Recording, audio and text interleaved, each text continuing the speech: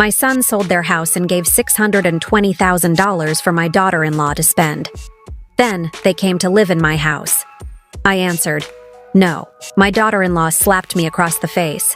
That very same day, I called my lawyer. When they received the subpoena, "I'm glad to have you here.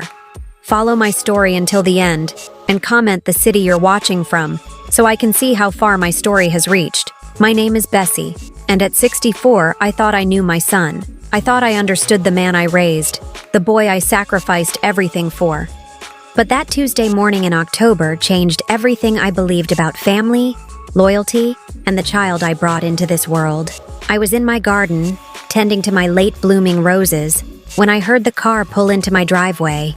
The engine sound was familiar, Terrence's SUV, but something felt different.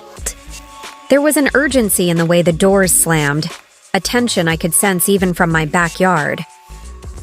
When I walked around to the front of my modest two-story home, I found my son standing on my porch with his wife Lennox.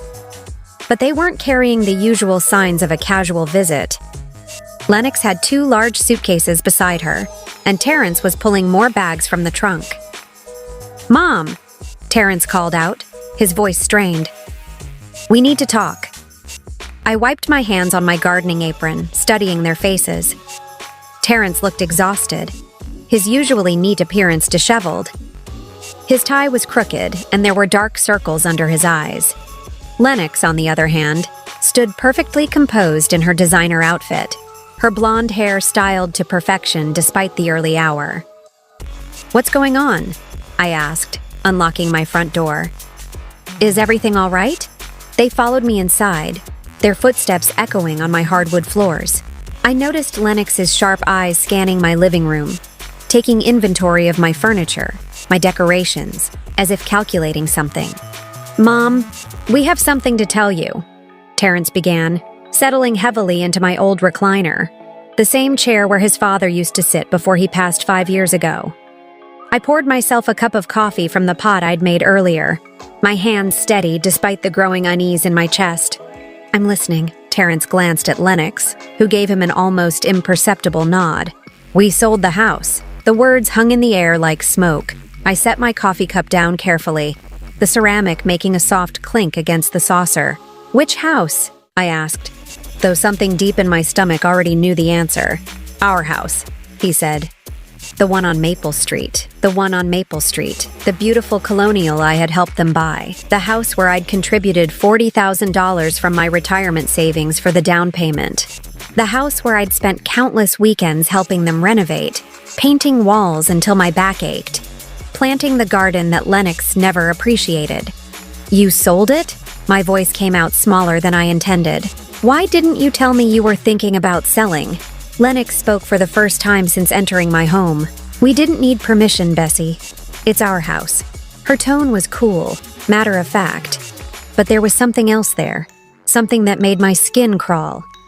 "I understand it's your house," I said carefully, "but we discussed your plans to stay there long term. You said it was perfect for raising the kids you wanted to have." Terrence shifted uncomfortably. "Plans change, Mom." "How much did you get for it?" I asked. $620,000, Lennox answered before Terrence could speak. There was something almost gleeful in her voice, like she was sharing exciting news. My breath caught. $620,000. It was more than I'd made in the last 10 years of working before retirement. "That's wonderful," I managed. "So where are you moving? Did you find a bigger place? Somewhere in a better school district?" The silence that followed was deafening. Terrence stared at his hands. Lennox examined her perfectly manicured nails. "Actually, Mom," Terrence finally said, "we were hoping we could stay here, with you, just temporarily, while we figure things out." I blinked, certain I'd misheard. "Stay here?" "It would just be for a little while," he rushed to explain. "Maybe a few months, we wouldn't be any trouble." "But what happened to the money from the sale?" I asked. Another silence. This one felt heavier, more dangerous. "Well," Lennox said, smoothing her skirt, "I had some expenses, things I needed to take care of." "What kind of expenses?" "Personal things," she said, her tone suggesting the conversation was over. But I wasn't ready to let it go. Lennox, you just sold a house for over $600,000. What could possibly... I bought some jewelry, she interrupted, and some clothes. I got my car detailed and upgraded the interior. I also took a spa trip to California with my sister. Oh, and I paid off my credit cards. I stared at her, waiting for her to continue, to explain where the rest of the money went. When she didn't, I felt something cold settle in my chest. How much jewelry? I asked quietly. Does it matter? Lennox snapped. It was my money to spend. Your money? The words slipped out before I could stop them. Terrence finally looked up at me. Mom, please. We just need a place to stay while we get back on our feet. Get back on your feet? I repeated. Terrence, you just had over $500,000. How are you not on your feet? It's complicated, he mumbled. I looked between my son and his wife, seeing them clearly for perhaps the first time. Terrence, my boy who I'd raised to be responsible, to think before acting, was sitting in my living room homeless, despite having just had more money than most people see in a lifetime. And Lennox, who had never worked a day since marrying my son, was sitting there in what looked like a brand new outfit that probably cost more than my monthly Social Security check. Where did all the money go, Lennox? I asked again, my voice firmer this time. She rolled her eyes. I told you, I had expenses. $620,000 worth of expenses. It's not your business, Bessie. Something snapped inside me. It became my business when you showed up at my door asking for a place to live. Terrence put his head in his hands. Mom, please don't make this harder than it has to be. Harder than it has to be? I stood up, my coffee forgotten. Terrence, help me understand this.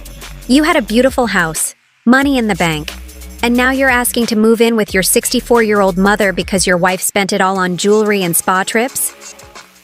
It wasn't just jewelry and spa trips, Lennox said defensively.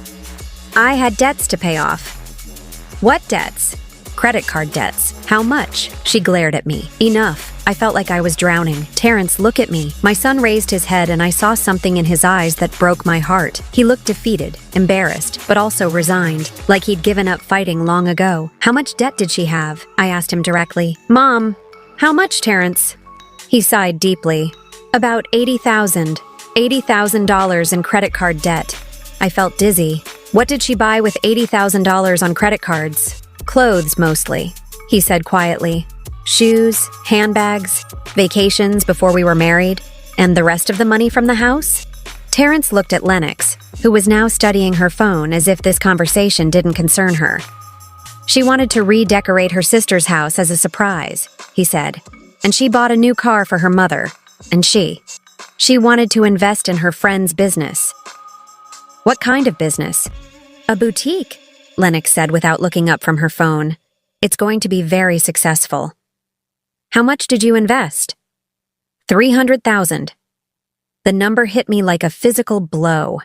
$300,000 invested in a friend's boutique by a woman who had never run a business, never held a job, never shown any interest in anything beyond shopping and spa treatments.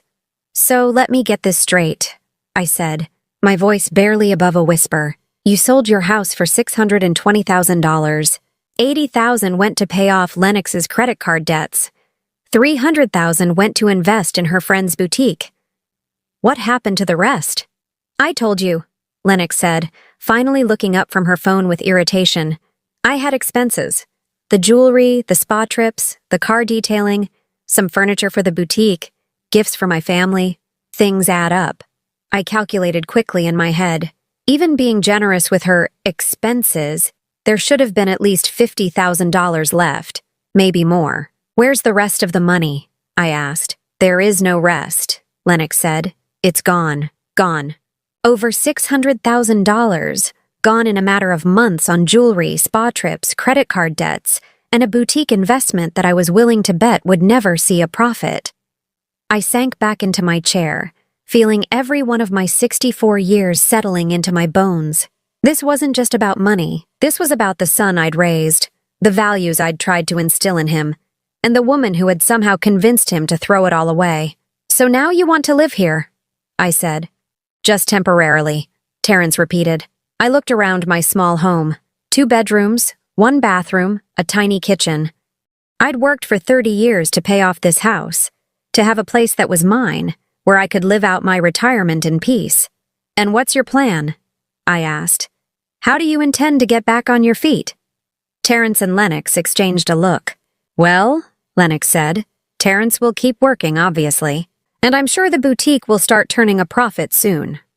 And if it doesn't, she shrugged, then we'll figure something else out.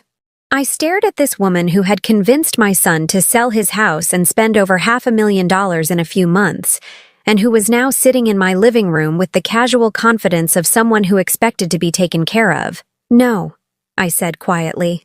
What? Terrence looked up sharply. I said no. You can't stay here. The temperature in the room seemed to drop 10 degrees. The word no hung in the air between us like a challenge. I watched my son's face crumble, but it was Lennox's reaction that truly unsettled me. Her perfectly composed mask slipped for just a moment, revealing something cold and calculating underneath. Mom, you can't be serious, Terrence said, his voice rising. We're family. Yes, we are family, I replied, my voice steadier than I felt. Which is why I'm not going to enable this disaster you've created. Lennox set her phone down on my coffee table with deliberate force. Enable what disaster, Bessie? My husband made a business decision. Not every investment pays off immediately. Business decision? I couldn't keep the incredulity out of my voice. Spending $600,000 on jewelry, spa trips, and your friend's boutique is not a business decision, Lennox. It's reckless spending. How dare you judge how I spend my money? She snapped, her composure finally cracking. It wasn't your money, I said quietly. It was the equity in a house that my son worked for, that I helped purchase. Terrence stood up abruptly, pacing to my front window. Mom, we wouldn't ask if we had anywhere else to go. What about Lennox's family?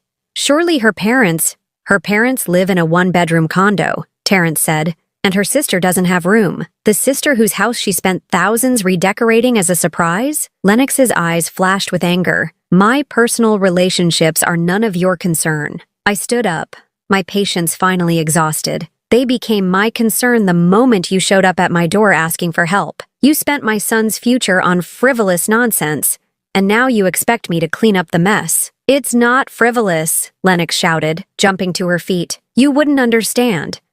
You've lived in this tiny house your whole life, wearing the same old clothes, driving the same old car.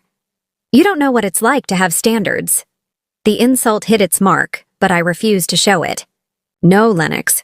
I don't know what it's like to spend other people's money on luxuries while expecting them to provide me with housing when the money runs out. Terrence turned from the window, his face flushed. Mom, please. I know Lennox made some mistakes. Some mistakes? I interrupted. Terrence, she spent over $600,000 in a few months. This isn't some mistake. This is a pattern of behavior. You don't know anything about our marriage, Lennox hissed. You don't know what it's like to be married to someone who never wants to spend money on anything nice. I know what it's like to live within my means, I replied. I know what it's like to save for the things I want instead of expecting others to pay for them. Lennox's face twisted with rage. Well, aren't you just perfect, Bessie? The perfect mother who raised the perfect son who married the wrong woman. I never said that. You didn't have to. It's written all over your face every time you look at me. The truth was, she was partially right. I had never liked Lennox, from the moment Terrence brought her home 3 years ago. But it wasn't because of her background or her appearance. It was because of moments like this, when her mask slipped and revealed the entitled, manipulative person underneath. Lennox, I said carefully, I don't dislike you because of who you are. I dislike the choices you make and how they affect my son. Your son is a grown man who makes his own choices, she shot back. Really? Because from where I'm standing, it looks like you make all the choices and he just goes along with them. Terrence finally spoke up, his voice strained. Mom, that's not fair. Isn't it? I turned to him. Tell me, Terrence, whose idea was it to sell the house?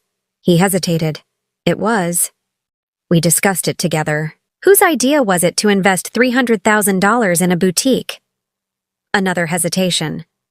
Lennox thought it was a good opportunity. Whose idea was it to spend $80,000 paying off credit card debts that you didn't even know existed until after you were married? Terrence's face reddened. Mom, please, answer the question, Terrence. Who's been making the financial decisions in your marriage? We make them together, he said weakly. Lennox laughed, a harsh sound that echoed off my living room walls. Oh, please, Terrence, tell your mother the truth. Tell her how you begged me to marry you. Tell her how grateful you were that someone like me would even look at someone like you. I felt my blood run cold. Someone like you. Yes, Lennox said, her voice dripping with venom. Someone beautiful. Someone sophisticated, someone who could have had any man she wanted. Your son knows he hit the lottery when he married me. I looked at Terrence, waiting for him to defend himself, to show some backbone. Instead, he stared at the floor, his shoulders slumped in defeat. And now, Lennox continued, when we need help, his own mother turns her back on us. What kind of mother does that? The kind who won't watch her son be destroyed by a manipulative woman, I said, my voice rising despite my efforts to stay calm. That's when Lennox crossed the line. You bitter old woman, she screamed. You're just jealous because your son chose me over you. You can't stand that he loves me more than he loves his pathetic, lonely mother. Lennox, stop, Terrence said, but his voice lacked conviction. No, I won't stop. She needs to hear this. You're a miserable old lady living in a run-down house, jealous of everyone who has more than you do. Well, guess what, Bessie? Your son doesn't need you anymore. He has me. I felt something snap inside me. All the years of biting my tongue, of trying to be diplomatic, of watching this woman slowly poison my relationship with my son, it all came crashing down. Get out, I said quietly. What? I said, get out of my house. Lennox laughed. You can't throw us out. We have nowhere to go. That's not my problem. Mom, Terrence pleaded, please reconsider. We really have nowhere else.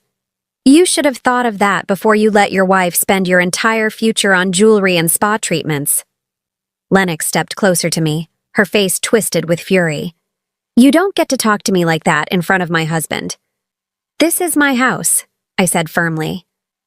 I'll talk to you however I want, and right now, I want you to leave. We're not going anywhere, Lennox said, crossing her arms. Terrence, tell your mother we're staying. I looked at my son, this man I'd raised to stand up for what was right, to protect the people he loved. Instead, I saw a broken person who had let his wife walk all over him for so long that he didn't remember how to fight back. Terrence, I said softly, please ask your wife to leave my home. He looked between us, his face anguished. Mom, please. Just let us stay for a few days while we figure something out. No. That's when Lennox lost whatever remaining composure she had. Fine, she screamed. You want to be a selfish, heartless bitch? Then we'll make sure everyone knows exactly what kind of mother you are. She stormed toward my front door, yanking it open so hard it banged against the wall. My neighbors, Mrs. Patterson from across the street and the Johnsons from next door, were outside in their yards. They looked up at the commotion. You want to know what kind of woman Bessie Mitchell really is? Lennox shouted, her voice carrying across the quiet street. She's throwing her own son out on the street, her own flesh and blood. I felt my cheeks burn with embarrassment as neighbors stopped what they were doing to stare at the scene unfolding on my front porch. Lennox, please, Terrence said, finally showing some backbone. But it was too late. No, she screamed. Let them all know. This woman raised a son who worked his whole life to buy a beautiful home, and when life got a little difficult, when we needed help, she slammed the door in our faces. Mrs. Patterson took a step closer, clearly trying to hear every word. We asked for temporary help, Lennox continued, tears now streaming down her face, tears I was sure were completely calculated, just a place to stay while we got back on our feet, and this heartless woman said no to her own child. I stood in my doorway, watching this performance, feeling more humiliated than I had in years. My quiet street, where I'd lived for 15 years, where my neighbors respected me, was now witness to this spectacle. That's enough, I said, stepping out onto my porch. No, it's not enough. Lennox whirled around to face me.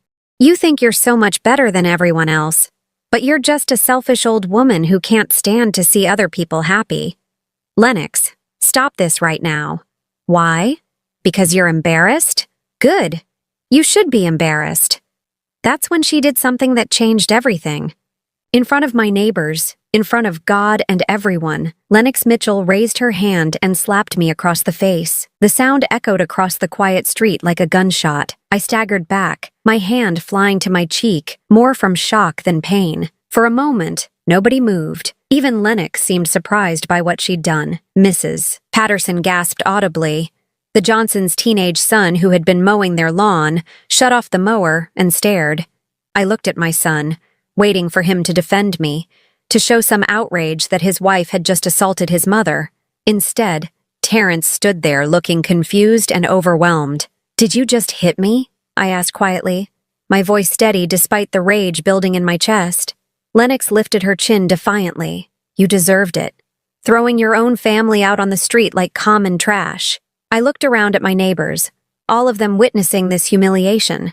Mrs. Patterson looked horrified. The Johnsons were whispering to each other. Even the mail carrier had stopped his truck to watch. Terrence, I said, my voice barely above a whisper, your wife just assaulted me in front of the entire neighborhood. He opened his mouth as if to speak, then closed it again. And you're going to stand there and let her. Mom, she's upset. She didn't mean to slap me in the face? Lennox stepped between us. Don't try to make this about you being a victim, Bessie. You brought this on yourself.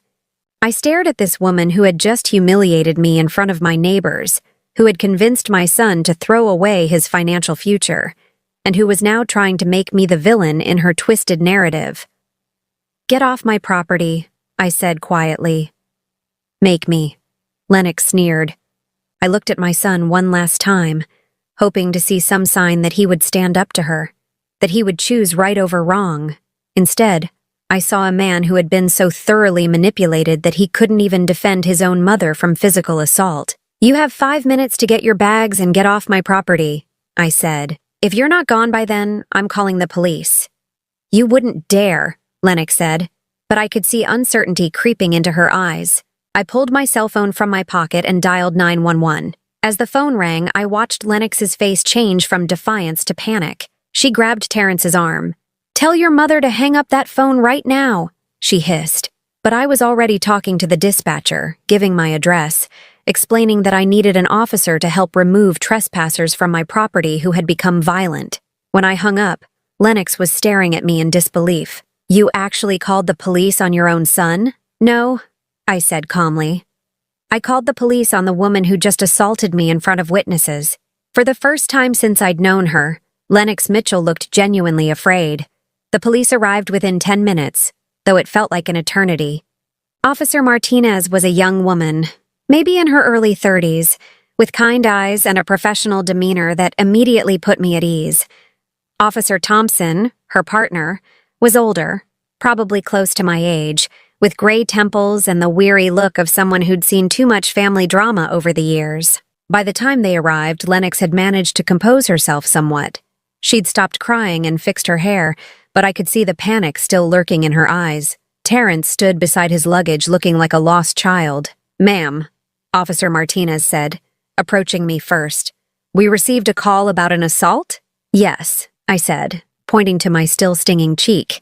This woman slapped me. Officer Thompson looked at Lennox. Is this true, ma'am? She was being unreasonable, Lennox said, as if that justified physical violence. We just needed a place to stay temporarily, and she threw us out like we were strangers. That doesn't give you the right to hit anyone, Officer Martinez said firmly. Ma'am, she turned back to me. Do you want to press charges? I looked at my son, standing there with his head down, saying nothing in my defense.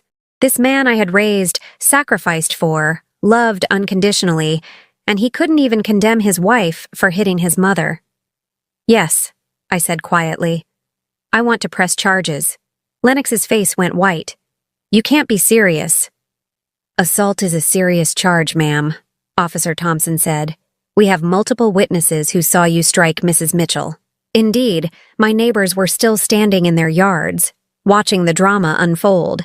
Mrs. Patterson nodded vigorously when Officer Martinez looked in her direction. "I saw the whole thing," Mrs. Patterson called out. She hit Bessie right across the face, unprovoked. "This is ridiculous," Lennox protested. "She's my mother-in-law. This is a family dispute." "Family or not," Officer Martinez said, "assault is assault. You'll need to come with us." As they led Lennox toward the patrol car, she turned back to Terrence. "Don't just stand there. Do something." But Terrence seemed frozen, watching his wife being arrested on his mother's front lawn. He looked at me with something that might have been accusation. "Mom, did you really have to?"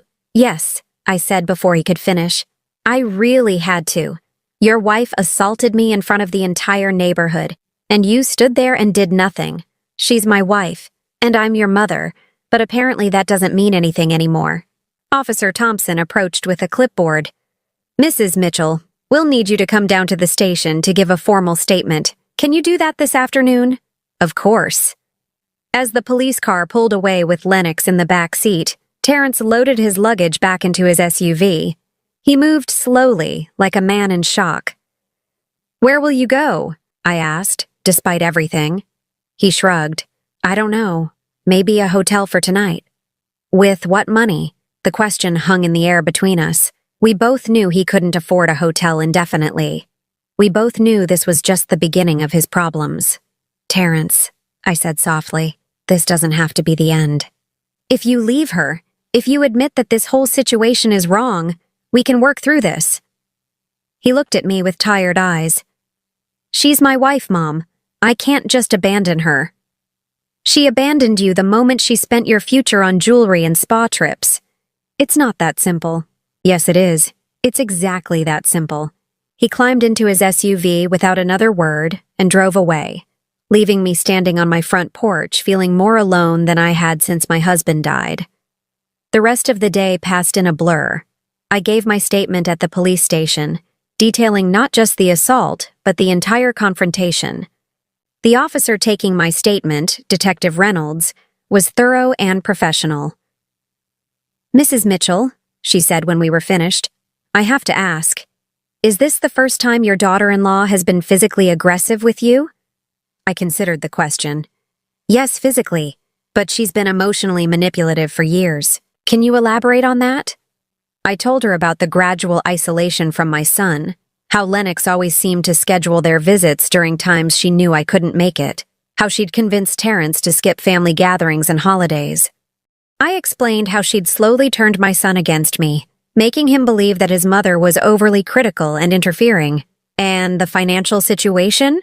Detective Reynolds asked. "You mentioned that they sold their house and spent the money." "Over $600,000, I said. "Gone in a matter of months." Detective Reynolds whistled low. "That's a lot of money to go through that quickly. She has expensive tastes and no concept of living within her means. And your son went along with this?"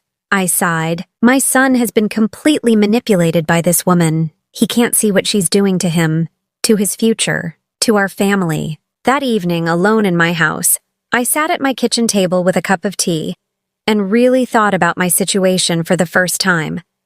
Pressing charges against Lennox was just the beginning. She would be back. They would both be back. And next time, they might not be so direct about their demands. I thought about the house on Maple Street, the one I'd helped them buy. $40,000 from my retirement savings, money I'd worked decades to accumulate, money that had essentially been flushed away along with the rest of their equity. But then I remembered something. When they'd bought the house, there had been paperwork. Lots of paperwork. And because I'd contributed such a significant portion of the down payment, the real estate attorney had insisted on certain protections. I went to my file cabinet and pulled out the folder labeled Terrence House Purchase. Inside were copies of all the documents from the sale, including something I'd nearly forgotten about. A promissory note. The attorney had insisted on it when I'd given them the $40,000. "Mrs. Mitchell," he'd said at the time, "I strongly recommend that this be structured as a loan rather than a gift. It protects your interests and ensures that your son understands the gravity of accepting such a large sum." At the time, I'd protested. I didn't want to make it alone. I wanted to help my son. But Terrence himself had insisted. "Mom, I want to pay you back. This should be official." The promissory note was clear. $40,000 to be repaid at 5% annual interest, with payments beginning 1 year after the purchase date. The loan was secured by the property itself, meaning I had a legal interest in the house. But they'd sold the house without paying me back, without even mentioning the outstanding loan. I picked up my phone and dialed the number for James Crawford, the attorney who'd handled the original purchase. His secretary told me he could see me the next morning. That night, I barely slept.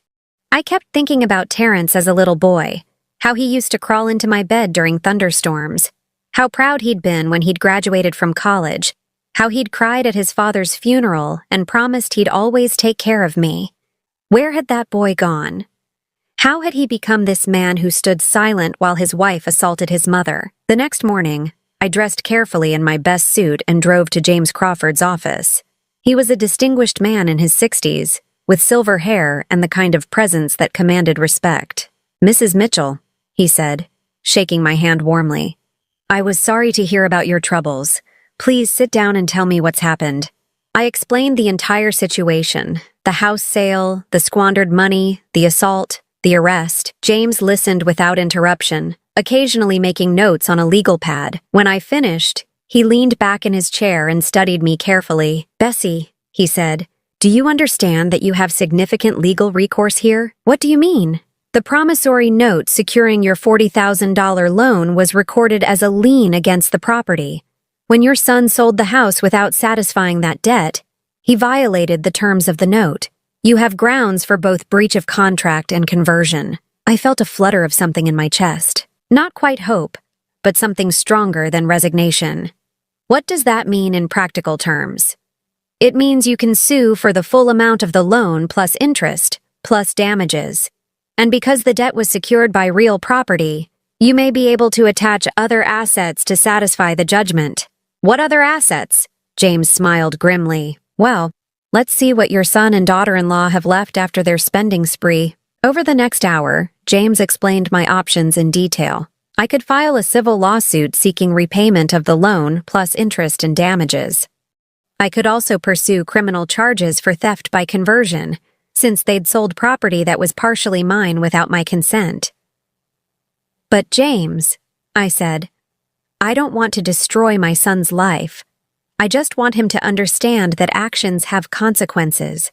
Sometimes, Bessie, the kindest thing you can do for someone you love is to stop protecting them from the consequences of their choices." I thought about that as I drove home. Was I protecting Terrence by allowing Lennox to manipulate him? Was I enabling his poor decisions by always being there to catch him when he fell? By the time I got home, I'd made my decision. I called James Crawford and told him to file the lawsuit, not just against Lennox, but against both of them. They were married, they'd made the decision together to sell the house, and they would face the consequences together. Then I did something else. I called a locksmith and had all my locks changed. I installed a security system with cameras that would record anyone who approached my property. I wasn't going to be caught off guard again. That afternoon, Terrence called. "Mom, Lennox made bail. We need to talk." "No, we don't." "Mom, please. She's sorry about hitting you. She was just upset." "Terrence, your wife stole $40,000 from me and then assaulted me when I refused to house you both after you squandered over $500,000. There's nothing to talk about." "What do you mean stole $40,000? I explained about the promissory note, about the lien on the house, about the lawsuit I'd filed that morning. The silence on the other end of the phone stretched so long I thought he might have hung up. "Mom," he finally said, his voice shaking, "you can't sue us. We're family." "You're right, Terrence. We are family." "Which is why what you did hurts so much worse than if a stranger had stolen from me." "We didn't steal from you. You sold a house that had a $40,000 lien on it without paying me back. What would you call that?" Another long silence. "How much are you suing for?" $40,000 plus 3 years of interest, plus legal fees, plus damages for conversion and breach of contract. My attorney estimates the total at around $60,000. We don't have $60,000. You should have thought of that before you let your wife spend your entire future on jewelry and spa treatments. Mom, please, can't we work something out? Maybe we can pay you back slowly, over time? You mean like the original promissory note said? The one you ignored for 3 years before selling the house? I could hear him breathing heavily on the other end of the phone. Where are you staying? I asked. A motel, the cheapest one we could find. How long can you afford to stay there? Maybe a week. 2 weeks if we're careful. And then what? I don't know, Mom. I really don't know. For a moment, I almost weakened. This was my son, my baby, and he sounded so lost and scared. But then I remembered Lennox's hand striking my face, and my resolve strengthened. Terrence, I love you. I have always loved you, and I always will. But I will not be manipulated, stolen from, or assaulted. If you want a relationship with me, you need to take responsibility for your choices and the consequences that come with them. What does that mean? It means you need to decide what's more important to you, your relationship with your wife or your relationship with your mother, because right now, you can't have both. I hung up before he could respond, my hands shaking as I set the phone down. Outside, the sun was setting over my quiet neighborhood. Estelle Patterson was watering her flowers, and the Johnson boy was riding his bicycle in circles in their driveway. Everything looked normal, peaceful. But I knew that nothing would ever be normal again. Tomorrow, Terrence and Lennox would receive the legal papers. They would realize that their actions had real consequences, and I would find out once and for all whether the son I'd raised still existed somewhere inside the man Lennox had created. 3 days after I filed the lawsuit, James Crawford called me with news that made my blood run cold. Bessie, I need you to sit down, he said. My investigator has been looking into your daughter-in-law's background, and we've uncovered some things you need to know. I was already sitting at my kitchen table, but I gripped the phone tighter. What kind of things? Lennox has a pattern of this behavior. Before she married your son, she was engaged to 2 other men.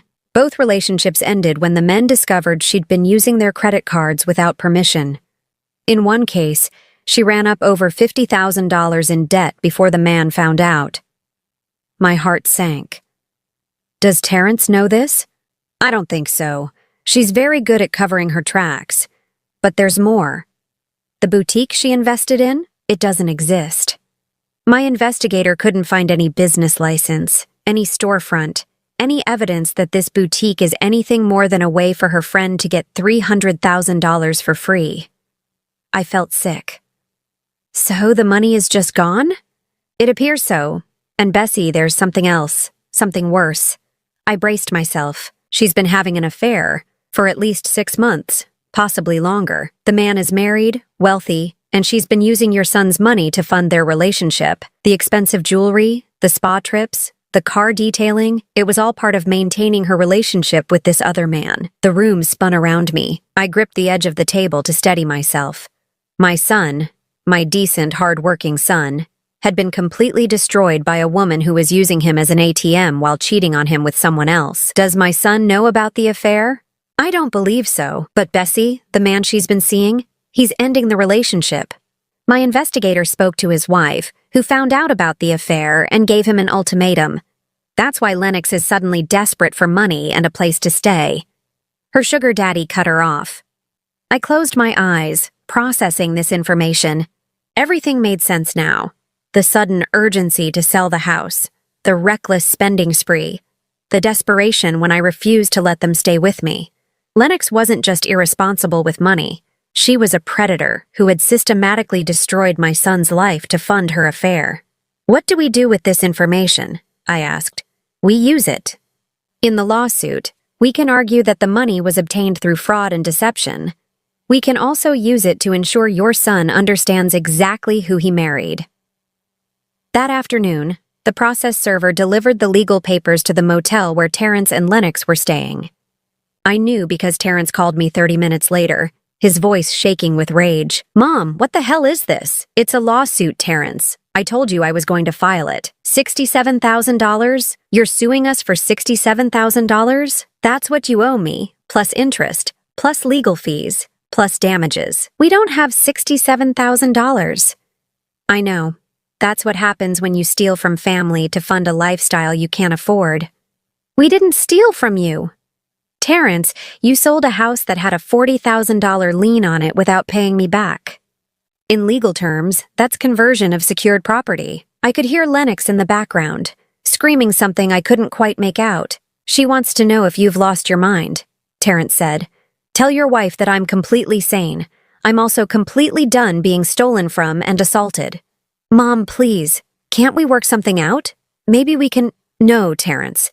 The time for working things out was 3 years ago when you first missed a payment on the promissory note, or it was 6 months ago when you decided to sell the house, or it was last week when you showed up at my door asking for help after squandering over $500,000. The time for working things out has passed. What do you want us to do? We're living in a motel. I want you to get jobs and start taking responsibility for the mess you've made. Lennox can't work. She's never had a job. Then it's time for her to learn. Mom, you don't understand. She's not capable of working some minimum wage job. She's what, Terrence? Too good to work? Too special to contribute to her own survival? The silence stretched between us.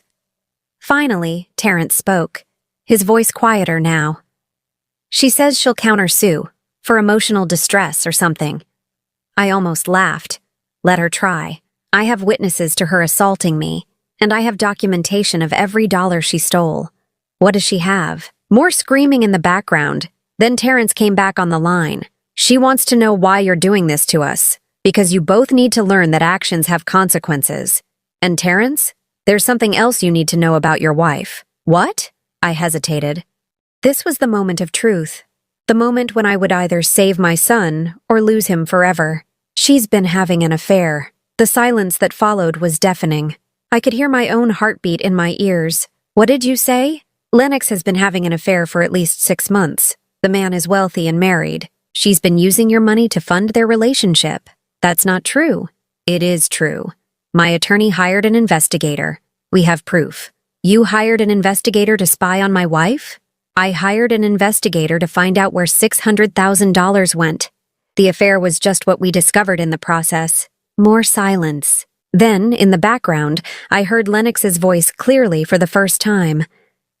What is she saying? What lies is she telling you about me? She says you're having an affair, Terrence said, his voice hollow. The explosion that followed was audible even through the phone. Lennox screamed denials, accusations, threats. She called me every name in the book and a few I'd never heard before. Terrence, I said quietly, ask her about Richard Hawthorne. The screaming stopped abruptly. Who is Richard Hawthorne? Terrence asked. Ask your wife. I heard muffled conversation. Then Terrence came back on the line. She says she doesn't know anyone by that name. He's 52 years old, owns a construction company, drives a black Mercedes. He's been paying for her jewelry and spa trips for months. His wife found out about the affair last week and made him end it. The phone went quiet again. This time, the silence stretched for almost a full minute. Terrence, are you there? How do you know all this? Because I hired professionals to find out where your money went. And what we discovered is that your wife has been systematically destroying your life to fund an affair with a married man who just dumped her. She's saying it's not true. Of course she is. What did you expect her to say? She's crying now. She's manipulating you. Again. Mom, I can't. I need to think. Think about this, Terrence. Think about how she convinced you to sell your house without discussing it with me first, even though I had a legal interest in the property. Think about how she spent $600,000 in a few months while you were at work, trusting her to make responsible decisions. Think about how she slapped your mother in front of the entire neighborhood and then expected you to defend her. I'm hanging up now. Terrence, wait! But the line went dead. I sat in my kitchen staring at the phone, wondering if I'd just saved my son or lost him forever. Either way, I'd told him the truth. What he did with that information was up to him. The next morning, James Crawford called again. Bessie, I have an update. Your son called my office this morning. He wants to meet. Meet about what? He didn't say specifically, but he sounded different. Defeated, maybe. Or awakened. It's hard to tell. We arranged to meet at James's office that afternoon. I arrived early, nervous about seeing Terrence again. When he walked in, I barely recognized him. He'd always been thin, but now he looked gaunt. His clothes hung loosely on his frame, and there were dark circles under his eyes that made him look 10 years older. "Hello, Mom," he said quietly, taking the chair across from me. "Hello, Terrence." James sat behind his desk, legal pad ready. "Terrence, you said you wanted to discuss the lawsuit?" "I want to know exactly what my wife has done," Terrence said. "I want to see all the evidence." For the next hour, James laid out everything his investigator had discovered.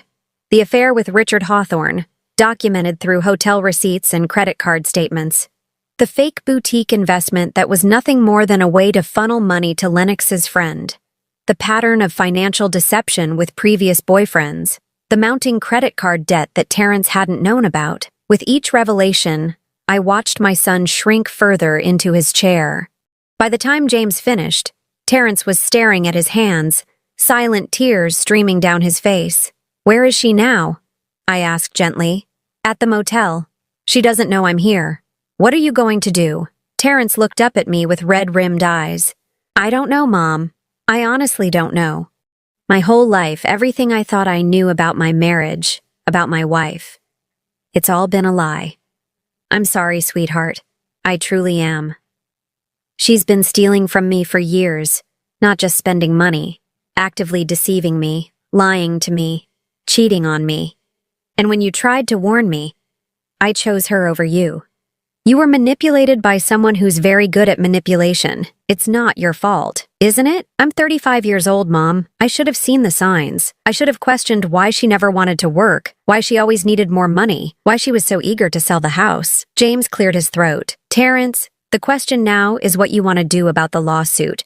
Your mother is entitled to the money you owe her, but we could potentially work out a payment plan if—" "No," Terrence interrupted. "She deserves to be paid back immediately, all of it. Son, you just said you don't have the money. I'll get it. I'll take out a loan, work extra hours, sell whatever I need to sell. Mom, you've been trying to protect me my whole life, and I repaid you by letting my wife steal from you and assault you." He wiped his eyes with the back of his hand. "I won't fight the lawsuit. You deserve every penny." I felt my own eyes filling with tears. "Terrence, and Mom, I want you to know that I'm filing for divorce. Today, I can't stay married to someone who's been lying to me about everything." The relief I felt was overwhelming. "What about Lennox? What will she do?" Terrence's face hardened. "That's not my problem anymore. She's an adult who made her own choices. Let her figure out how to live with the consequences."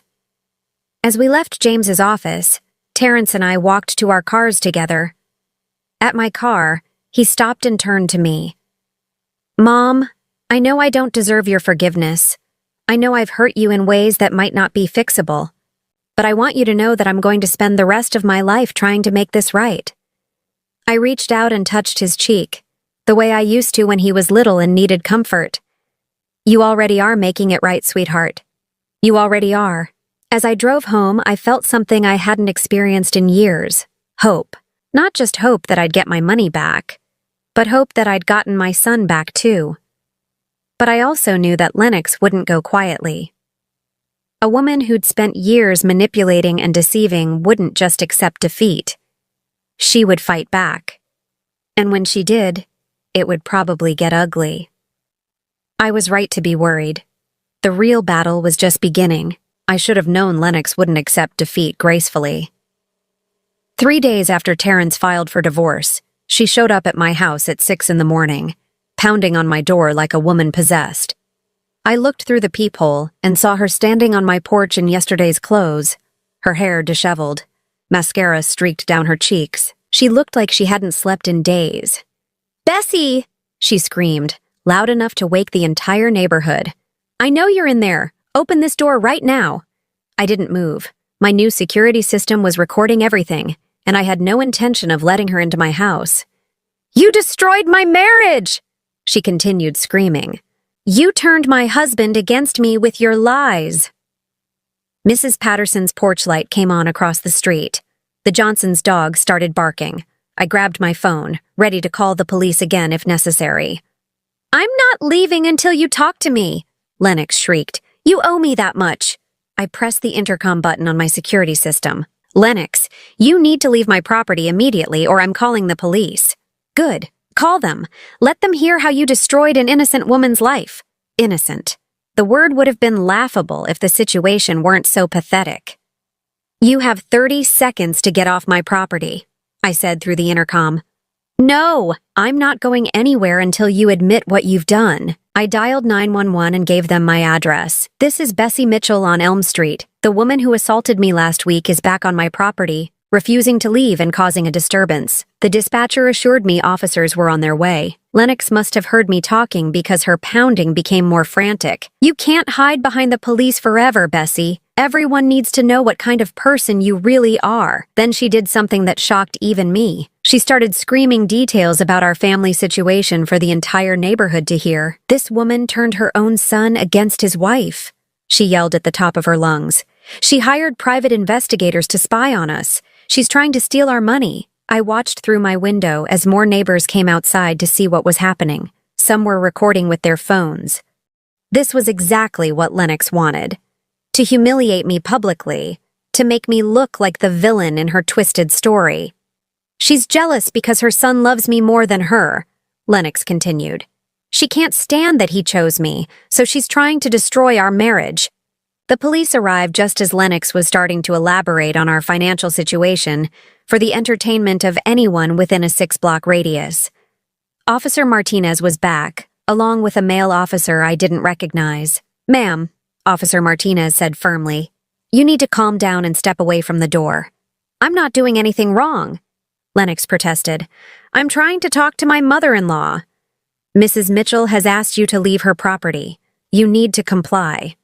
"She's destroying my family. She hired investigators to spy on me and my husband." The new officer, whose name tag read Johnson, stepped forward. "Ma'am, what Mrs.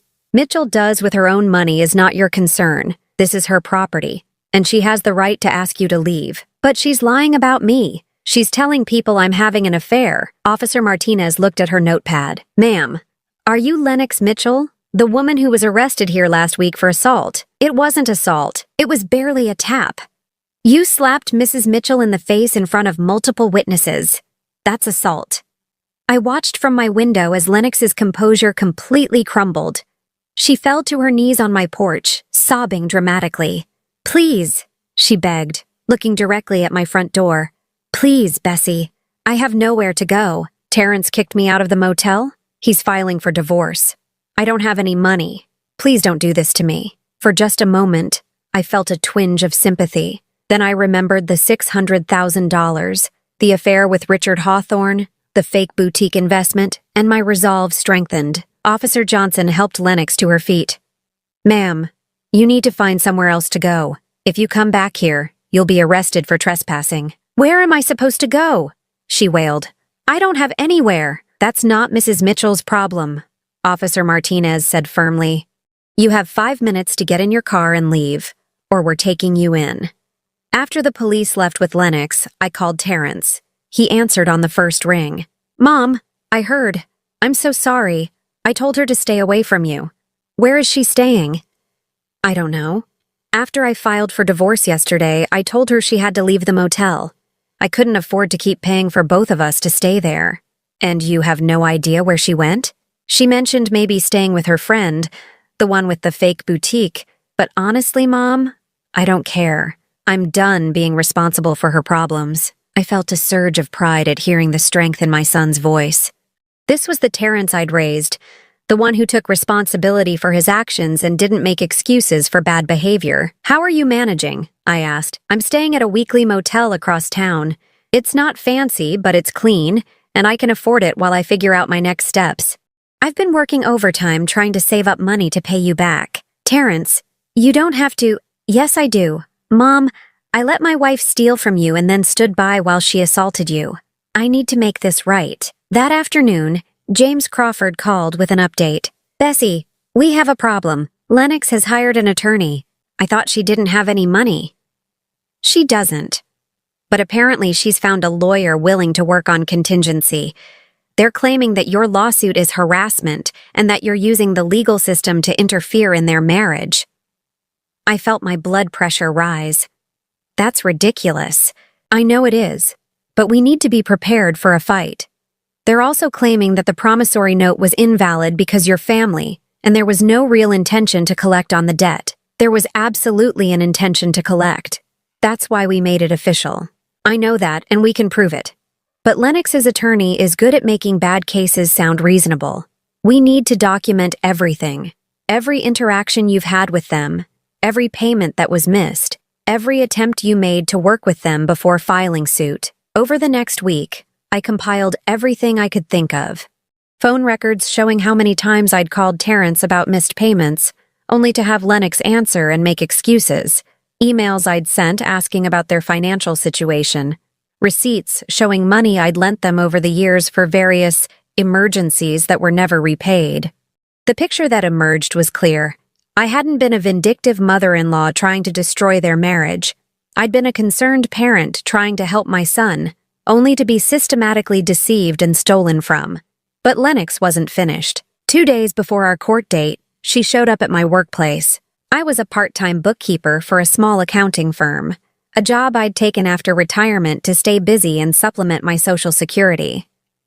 I was at my desk, working on month-end reports, when the receptionist called back to tell me I had a visitor. "She says she's your daughter-in-law," Jenny said. "Should I send her back?" My heart sank. "No. Tell her I'm busy and can't see visitors during work hours." A few minutes later, Jenny called again. "She's not leaving. She says she'll wait all day if she has to. She's making other clients uncomfortable." I sighed and walked to the front office. Lennox was sitting in the waiting area, dressed in her most expensive outfit, looking like she was ready for a business meeting rather than whatever confrontation she had planned. "Lennox, you need to leave. This is my workplace. I just want to talk," she said loudly enough for everyone in the office to hear. 5 minutes. That's all I'm asking." I could see my co-workers watching from their desks, curious about the drama unfolding in our usually quiet office. "We have nothing to discuss." "Please, Bessie. I know I made mistakes. I know I hurt you and Terrence. But I'm trying to make it right." The sincerity in her voice was so convincing that for a moment, I almost believed her. Then I remembered that this was the same woman who had looked me in the eye and lied about having affairs, spending money, and a dozen other things. "What do you want, Lennox?" "I want to settle the lawsuit. I want to make things right between us." "Fine. Pay me the $67,000 you owe me and I'll drop the suit." "You know I don't have that kind of money." "Then we have nothing to discuss." She stood up, moving closer to me. "Bessie, please. I made mistakes, but I don't deserve to have my life destroyed over them. You destroyed your own life when you decided to steal from family and cheat on your husband." The mask slipped for just a second, and I saw the real Lennox underneath, cold, calculating, dangerous. "Fine," she said quietly. "If that's how you want to play it, then that's how we'll play it. But don't think this is over. I know things about your precious son that would surprise you." "What kind of things?" She smiled, a cruel expression that made my skin crawl. "Let's just say Terrence hasn't been completely honest with you about everything." Before I could ask what she meant, she turned and walked out of the office, leaving me standing there with a growing sense of dread.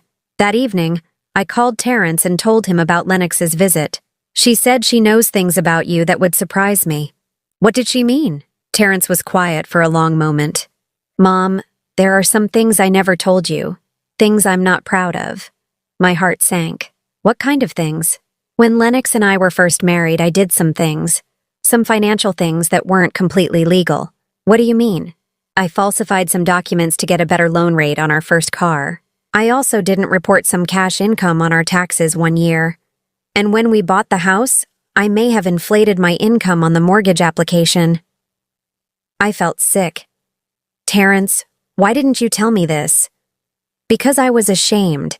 And because Lennox said it was normal, that everyone did things like that." "And she has proof of this?" "She kept copies of everything. She said it was for our records, but now I think she was keeping it as insurance in case I ever tried to leave her." I closed my eyes, understanding the full scope of what we were dealing with. Lennox wasn't just a manipulative spendthrift. She was a criminal who had been systematically compromising my son for years, creating evidence she could use to destroy him if he ever tried to escape. "Terrence, you need to tell James Crawford about this immediately." "Mom, if this comes out, I could go to jail. I could lose my job, my professional license, everything." And if you don't tell him and Lennox uses it against us in court, you'll lose everything anyway. At least this way, we can try to control how it comes out.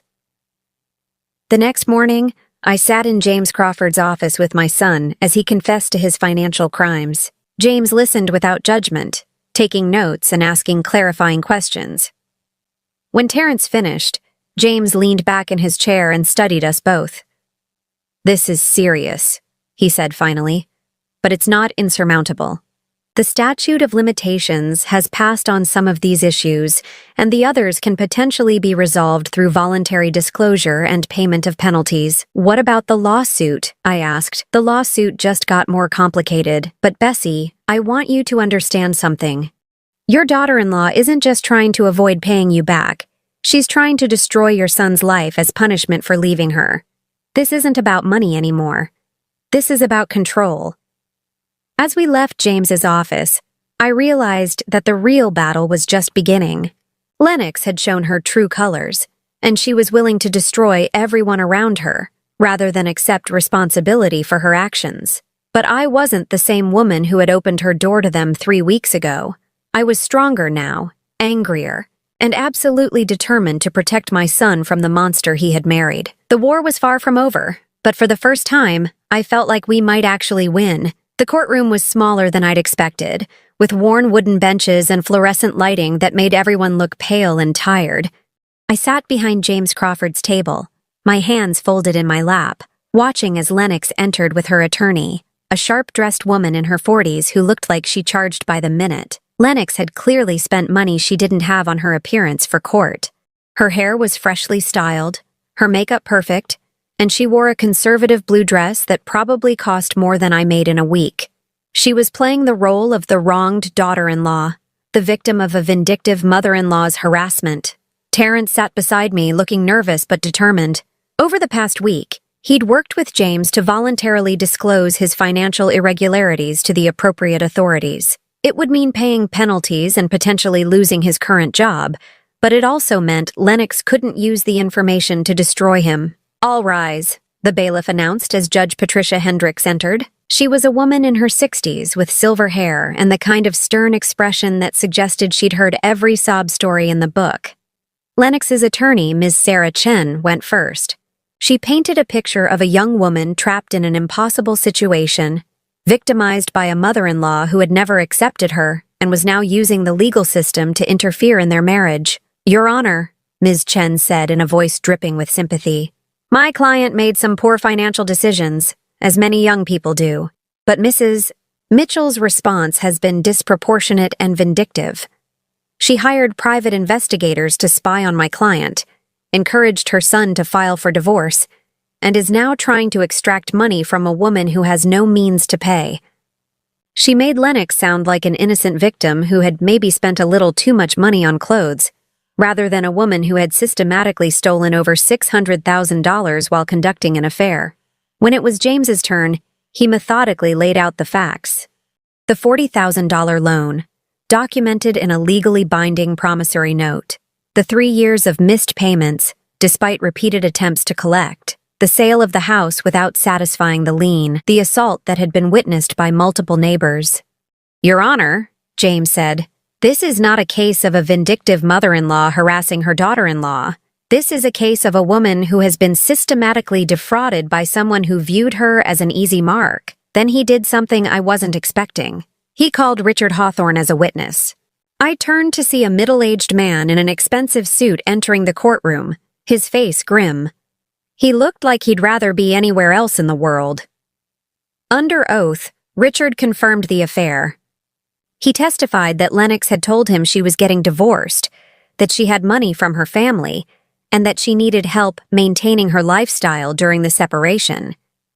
He had paid for jewelry, vacations, and expensive dinners, believing she was a wealthy woman going through a difficult divorce. She told me her husband was abusive and that his mother was trying to steal her inheritance, Richard testified, not looking at Lennox. She said she needed money to fight them in court. Lennox's face had gone completely white. Her attorney was frantically scribbling notes, clearly not having expected this testimony. "Did you know that Mrs.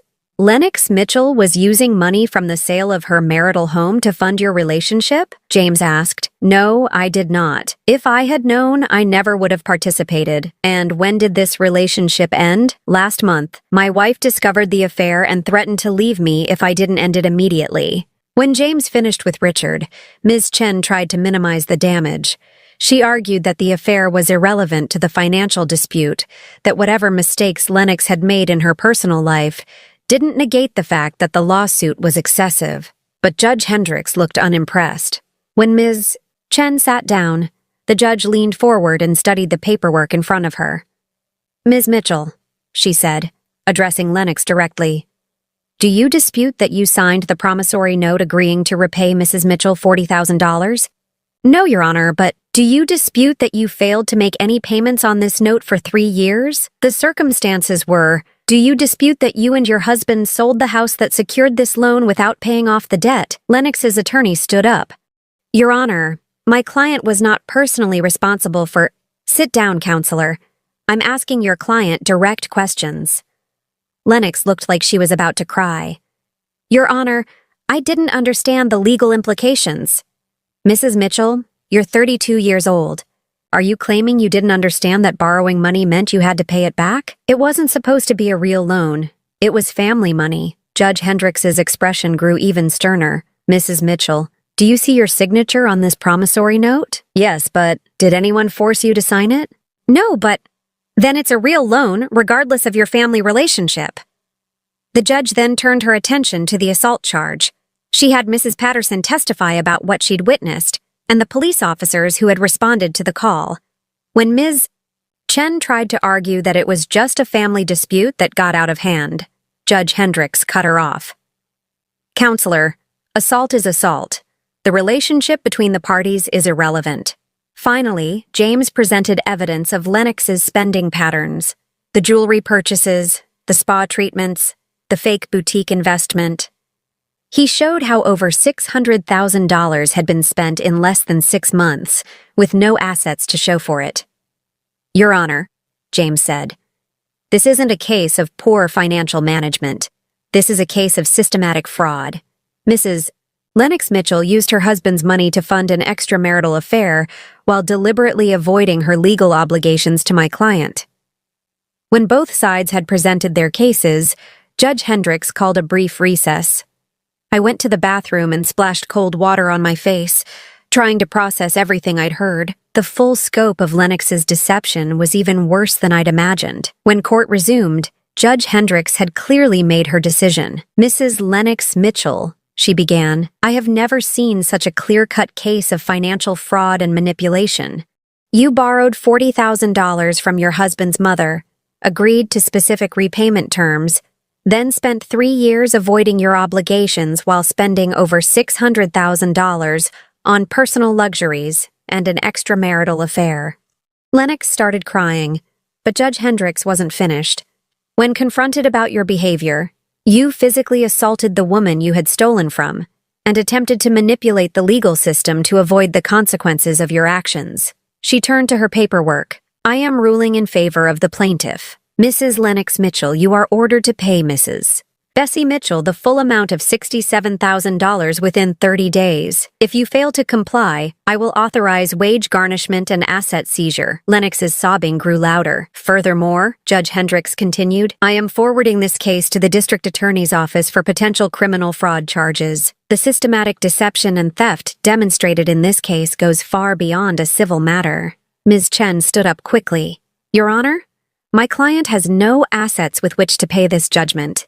Then your client should have thought about that before spending over $600,000 on jewelry and spa treatments. This court will not reward financial fraud with sympathy. As we left the courthouse, Lennox was still crying in the hallway, her attorney trying to calm her down. She looked at me with pure hatred. This isn't over, she hissed as I walked past. You think you've won, but this isn't over. I stopped and looked at her, really looked at her, for what I knew would be the last time. Yes, Lennox, I said quietly, it is over. It's been over since the moment you raised your hand to me. 3 months later, I was sitting on my back porch, watching the sun set over my garden, when Terrence called. Mom, I have news. Lennox's friend, the one with the fake boutique, was arrested today for fraud. Apparently, Lennox wasn't her only victim. She'd been running investment scams for years. Will that help you get any of the money back? Probably not. The money's gone. But it means Lennox might be facing criminal charges too if they can prove she knew it was a scam. And how are you doing? Better. I found a new job. It pays less than my old one, but it's honest work. And they knew about my legal issues when they hired me. I'm in a small apartment now, nothing fancy, but it's mine. Are you happy? There was a long pause. You know what, Mom? I think I am. For the first time in years, I wake up in the morning and don't have to wonder what financial disaster is waiting for me. I know exactly how much money I have, exactly what I owe, exactly what I can afford. It's liberating. What about the $67,000 you owe me? I've been making payments every month, just like I promised. It'll take me a few years, but I'll pay back every penny. Terrence, you don't have to. Yes, I do. It's not just about the money, Mom. It's about showing you that I'm the man you raised me to be. After I hung up, I sat in the gathering darkness, thinking about the past few months. I'd gotten my money back. Well, most of it. More importantly, I'd gotten my son back. Lennox was facing criminal charges in 3 different jurisdictions. Richard Hawthorne's wife had filed for divorce and was seeking half of everything he owned. The fake boutique investigation had expanded into a multi-state fraud case. Everyone who had participated in the deception was facing consequences, while I was sitting peacefully in my garden, surrounded by the life I'd built through honest work and careful saving. My phone buzzed with a text message from an unknown number. I almost didn't read it, but something made me look. I know where you live. This isn't over. I looked at the message for a long moment, then blocked the number and deleted the text. Lennox could threaten me all she wanted from whatever jail cell or courtroom she was facing. I had cameras, I had security, I had the law on my side, and I had the unshakable knowledge that I had done the right thing. A year later, I sold my house and moved to a retirement community in Arizona. It was warm and peaceful, with a garden club and a book club and neighbors who had lived full lives and appreciated simple pleasures. I bought a small condo with a view of the mountains and spent my mornings tending to my new garden and my afternoons reading by the pool. Terrence visited twice a month, flying out from Chicago where he'd found steady work and genuine friends. He never mentioned Lennox, and I never asked. Some chapters in life need to be closed completely before new ones can begin. One evening, as I was watering my roses, my neighbor Margaret called over the fence. "Bessie, there's someone at your door. A young woman. She looks upset." My heart skipped a beat, but when I walked around to the front of my condo, I saw it wasn't Lennox. It was a woman in her 20s with brown hair and tired eyes. "Mrs. Mitchell? My name is Jennifer. I know this is strange, but I need to talk to you about Lennox." I studied her face, seeing something familiar in her features. "How do you know Lennox? She's my sister, and she's been doing to other families what she did to yours." We sat on my small patio as Jennifer told me her story. Lennox had moved to Florida after the criminal charges in Chicago, using a different name and a carefully crafted sob story about being victimized by her ex-husband's family. She was engaged to another wealthy man, spinning the same lies about needing money to fight false accusations. "I've been trying to warn people," Jennifer said, "but she's very convincing. She makes everyone believe she's the victim. What do you want from me? Help. You're the only person who's ever successfully stood up to her and won. I need to know how you did it." I made us both tea and told Jennifer everything. The investigation, the lawsuit, the importance of documenting everything and never backing down. "The key," I said finally, "is understanding that you can't save someone from their own choices. You can only protect yourself and the people you care about." Aunt Jennifer stayed for dinner, and we talked until late in the evening about family, manipulation, and the courage it takes to do the right thing when the right thing is hard. After she left, I sat on my patio looking up at the Arizona stars, thinking about the strange journey that had brought me here. A year ago, I'd thought my life was simple and settled. I'd had no idea that my greatest challenge, and my greatest victory, was still ahead of me. Sometimes the most important battles are the ones you never wanted to fight, fought against people you never wanted to hurt, in defense of principles you never thought you'd have to defend. But when those battles come, you have 2 choices. Fight or surrender everything you've worked for to people who see your kindness as weakness. I chose to fight. And in fighting, I discovered that at 64 years old, I was stronger than I'd ever imagined. The roses in my garden were blooming beautifully, their petals soft and fragrant in the desert evening. Like me, they had survived transplanting and were thriving in new soil. Some things, I realized, grow stronger when they're forced to put down new roots. Now I'm curious about you who listened to my story. What would you do if you were in my place? Have you ever been through something similar? Comment below, and meanwhile, I'm leaving on the final screen 2 other stories that are channel favorites, and they will definitely surprise you. Thank you for watching until here.